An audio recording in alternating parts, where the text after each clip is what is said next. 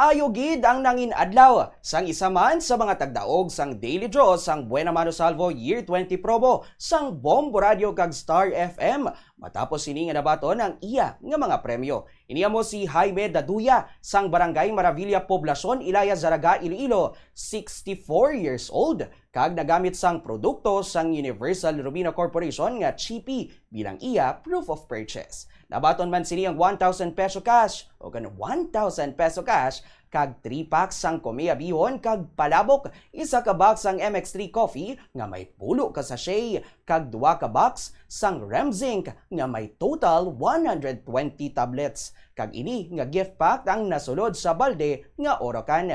Ginpakigbahin man ni Daduya nga ibakal niya sang bugas sang iya nga dadagan nga kwarta kag ibakal man sang madamo pa nga proofs of purchase. Nagapangagdaman siya sa publiko nga magpasakop man sa promo agod maulanan sang grasya kag may tsansa nga mangin masunod nga miyembro sang Bombo Millionaires Club bangod 1 million peso cash ang nagahulat sa grand prize winner sa nagahilapit nga grand draw.